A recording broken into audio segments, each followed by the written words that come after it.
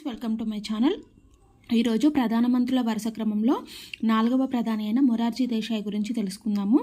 మనకి మొరార్జీ దేశాయ్ ప్రైమ్ మినిస్టర్గా మనకి 1977 నుంచి 79 వరకు ఉన్నారనమాట. సంకీర్ణ ప్రభుత్వానికి నేతృత్వం వహించిన మొదటి వ్యక్తి ఎవరు అని అంటే మొరార్జీ దేశాయ్. అంటే మొరార్జీ దేశాయ్ కంటే ముందు అన్నీ కూడా కాంగ్రెస్ పార్టీకి చెందిన వాళ్ళే ప్రైమ్ మినిస్టర్ అయ్యారు. కానీ మొట్టమొదటిసారిగా సంకీర్ణ ప్రభుత్వానికి నేతృత్వం వహించినటువంటి వ్యక్తి ఎవరు అంటే మొరార్జీ దేశాయ్ అనమాట.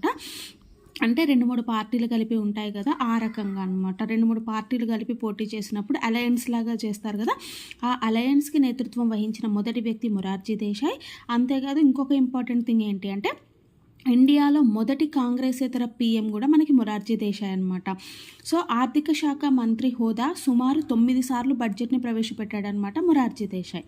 అలాగే పాకిస్తాన్కి చెందిన అత్యంత ఇంపార్టెంట్ అయినటువంటి పురస్కారమైన నిషాన్-ఇ-పాకిస్తానీ అనే అవార్డు అందుకున్నటువంటి ప్రైమ్ మినిస్టర్ ఎవరు అంటే మనకి మొరార్జీ దేశాయ్. మొరార్జీ దేశాయ్కి వచ్చినటువంటి అవార్డు ఏంటి అంటే నిషాన్-ఇ-పాకిస్తానీ.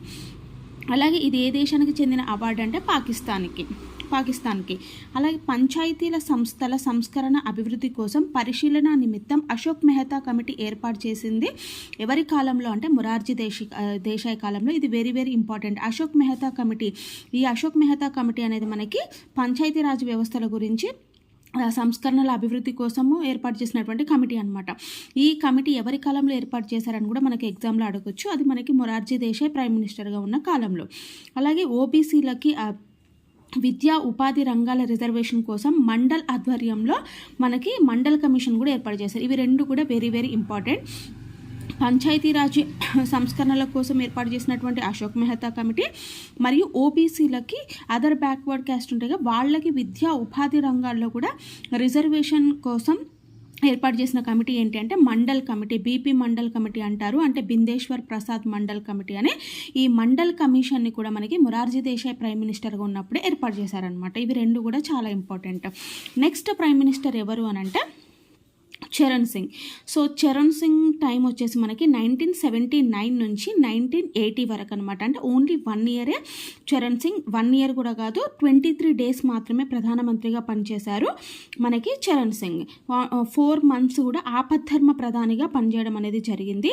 అలాగే ఇతనికి రైతు బాంధవుడు అనే బిరుదు కలవాడు ఎవరు అంటే చరణ్ సింగ్. ఇది కూడా ఇంపార్టెంట్. రైతు బాంధవుడు బిరుదు కల ప్రైమ్ మినిస్టర్ ఎవరు అంటే చరణ్ సింగ్.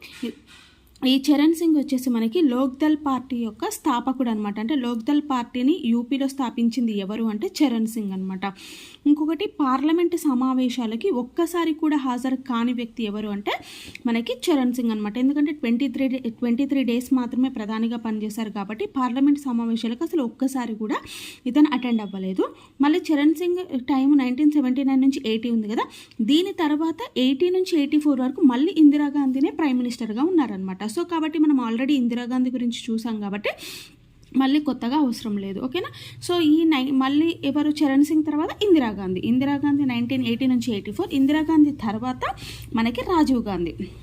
సో రాజీవ్ గాంధీ టైం ఎప్పుడు అంటే మనకి 1984 నుంచి 1989 వరకు. సో హత్య గావించబడ్డ 2వ ప్రధాని ఎవరు అంటే రాజీవ్ గాంధీ. మరి మొదటి ప్రధాని ఎవరు అని అంటే మనకి ఇందిరాగాంధీ అనమాట. సో సెకండ్ వ్యక్తి ఎవరు హత్య గావించబడ్డ వ్యక్తి అంటే రాజీవ్ గాంధీ. చిన్న వయసులోనే ప్రైమ్ మినిస్టర్ అయిన వ్యక్తి కూడా రాజీవ్ గాంధీ. ఓన్లీ 42 ఇయర్స్కి ప్రైమ్ మినిస్టర్ అనేది అవ్వడం జరిగింది. ఇంకొకటి 61వ రాజ్యాంగ సవరణ చట్టం ద్వారా ఓటు హక్కును 21 ఇయర్స్ నుంచి 18 ఇయర్స్కి తగ్గించారనమాట రాజీవ్ గాంధీ ప్రైమ్ మినిస్టర్గా ఉన్న కాలంలో. ఇది very very very very important topic అనమాట. సో మనకి ఇంతకుముందు ఓటు హక్కు 21 ఇయర్స్ ఉండేది.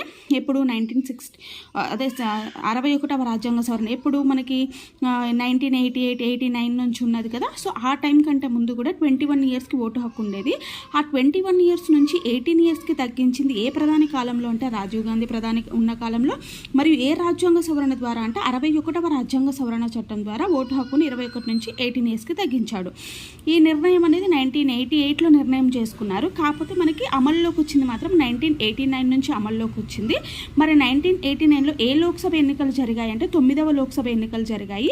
ఈ 9వ లోక్సభ ఎన్నికల కాలం నుంచే 21 ఇయర్స్ నుంచి 18 ఇయర్స్కి తగ్గించడం అనేది జరిగిందనమాట. అది మనకి రాజీవ్ గాంధీ స్పెషాలిటీ. ఇంకా ఏంటి అంటే ఇది కూడా వెరీ వెరీ ఇంపార్టెంట్. పార్టీ ఫిరాయింపు చట్టాన్ని 1985లో రూపొందించబడింది. ఇది 10వ షెడ్యూల్కి సంబంధించింది. అంటే పార్టీ ఫిరాయింపులో ఒక పార్టీలో గెలిచి ఇంకొక పార్టీలోకి వెళ్తారు కదా, సో వాళ్ళకు సంబంధించి పార్టీ ఫిరాయింపుల చట్టాన్ని 1985లో రూపొందించారు.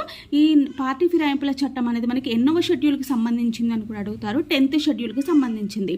అంటే రాజీవ్ గాంధీ టైంలో 2 ఇంపార్టెంట్ థింగ్స్ ఏంటి అంటే ఓటు హక్కును 21 ఇయర్స్ నుంచి 18 ఇయర్స్కి తగ్గించడం జరిగింది 61వ రాజ్యాంగ సవరణ చట్టం ద్వారా.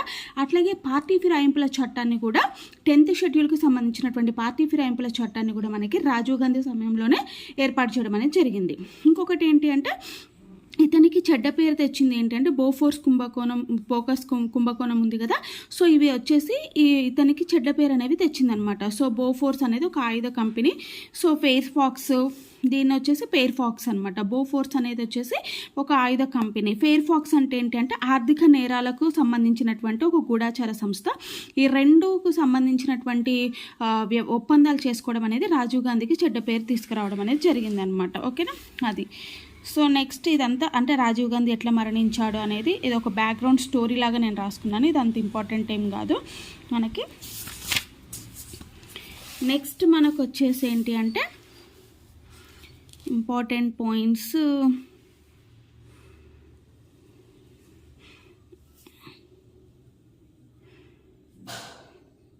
సో ఇదంతా కూడా మనకు బ్యాక్గ్రౌండ్ స్టోరీ, అతను ఎలా మరణించాడు ఏంటి అనేది, అదంతా ఇంపార్టెంట్ అనేది మనకు కాదు.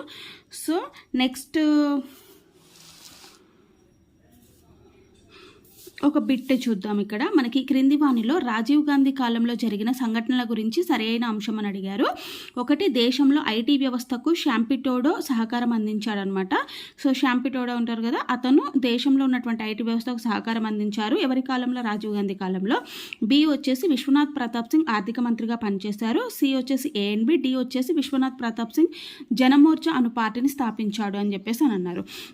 సో మనకు ఆల్రెడీ చెప్పాం కదా, బోఫోర్స్ అనేది ఒక ఆయుధ కంపెనీ, అది స్వీడన్కి చెందిన కంపెనీ. ఫెయిర్ ఫాక్స్ వచ్చేసి ఆర్థిక నేరాలకు అధ్యయనం చేసే గూఢాచార సంస్థ. ఇవి రెండు కూడా మనకి రాజీవ్ గాంధీకి చెడ్డ పేరును సంపాదించి పెట్టిందనమాట. సో మరి ఎప్పుడు రాజీవ్ గాంధీ ప్రధానిగా ఉన్న కాలంలో ఆర్థిక శాఖ మంత్రి ఎవరు అంటే మనకి విశ్వనాథ్ ప్రతాప్ సింగ్. అవునా? సో కాబట్టి ఏంటి, విశ్వనాథ్ ప్రతాప్ సింగ్ ఆర్థిక శాఖ మంత్రిగా పనిచేశారనేది కరెక్ట్. బి అనేది మనకి కరెక్ట్. ఇప్పుడు మనం ACDని చెక్ చేయాలి. ఓకేనా? సో నెక్స్ట్ వచ్చేసి VP సింగ్ ఆర్థిక నేరాలను అధ్యయనం చేయడానికి ఫెయిర్ ఫాక్స్ అనే కంపెనీకి బాధ్యతలు అప్పగించడం జరిగింది. ఇదంతా బ్యాక్గ్రౌండ్ స్టోరీ, అతనికి ఎలా చెడ్డ పేరు తెచ్చింది అనేది ఇదనమాట. ఓకేనా? సో నెక్స్ట్ వచ్చేసి బోఫోర్స్ భారత్కి అమ్మిన తుపాకుల పేర్లు, ఇదంతా కూడా మనకు అంత ఇంపార్టెంట్ ఏం కాదు. ఈ బోఫోర్స్ కుంభకోణం తర్వాత రక్షణ శాఖ మంత్రి పదవికి రాజీనామా చేసింది ఎవరు అంటే VP సింగ్ అనమాట. అంటే ఆ టైంలో మనకి రక్షణ శాఖ మంత్రిగా ఎవరు పనిచేశారని కూడా అడుగుతారనమాట. అంటే రాజీవ్ గాంధీ ప్రధానిగా ఉన్న కాలంలో రక్షణ శాఖ మంత్రిగా ఎవరు ఉన్నారంటే VP సింగ్. ఈ కుంభకోణం జరిగిన తర్వాత VP సింగ్ తన పదవికి రాజీనామా చేయడం అనేది జరిగిందనమాట. ఇంకా ఏం జరిగింది రాజీవ్ గాంధీ కాలంలో అంటే అస్సాం ఒప్పందం, అంటే బోడోలో గురించి అస్సాం ఒప్పందం జరిగింది. గూర్ఖా ప్రత్యేక రాష్ట్రం వద్దు అనేసి వాళ్ళకి ప్రత్యేక ప్యాకేజ్ ఇస్తామని చెప్పేసి అన్నారనమాట. గూర్ఖా ఒప్పందము. నెక్స్ట్ పంజాబ్ ఒప్పందం. ఓకేనా? అస్సాం ఒప్పందం, గూర్ఖా ఒప్పందం, పంజాబ్ ఒప్పందం. ఇవి 3 ఒప్పందాలు కూడా మనకి రాజీవ్ గాంధీ ప్రధానిగా ఉన్న కాలంలోనే జరిగినాయి అనమాట. అస్సాం ఒప్పందం దేని గురించి అంటే బోడోల గురించి.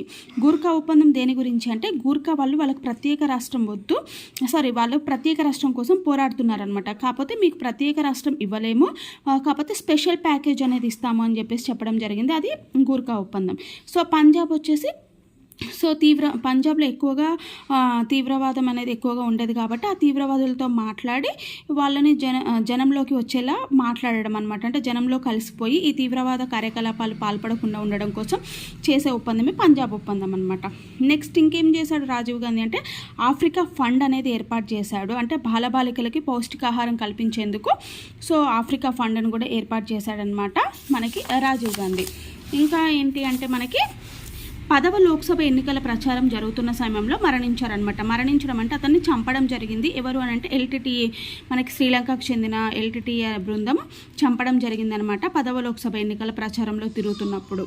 మరి రాజీవ్ గాంధీ ఎన్నికల ప్రచారంలో ఉండగా తమిళనాడు పెరంబదూరులో LTTE వారు బాంబ్ బ్లాస్ట్ తోటి చంపడం అనేది జరిగిందనమాట. సో నెక్స్ట్ వచ్చేసి రాజీవ్ గాంధీ హత్య దర్యాప్తు కోసం వేసిన కమిషన్ ఏంటంటే జైన్ కమిషన్ అనమాట. ఇది కూడా very very important. So next ప్రధానుల గురించి మనం నెక్స్ట్ క్లాస్లో చూద్దాము. ఇక్కడ వరకు క్లాస్ ఎలా అనిపించింది అనేది మీరు ఒక లైక్ కామెంట్ ద్వారా నాకు తెలియజేయండి. ఇంకా ఎవరైనా మన ఛానల్ని సబ్స్క్రైబ్ చేసుకోకపోతే ప్లీజ్ మన ఛానల్ని లైక్ చేయండి, షేర్ చేయండి, సబ్స్క్రైబ్ చేయండి. ఇంకా పాలిటీ కూడా ఎండింగ్కి వచ్చేసింది. హిస్టరీ, తెలంగాణ హిస్టరీ అయిపోయింది. మీరు కూడా ఒకసారి అన్ని వీడియోస్ కూడా వాచ్ చేయండి. ఓకేనా? Thank you very much.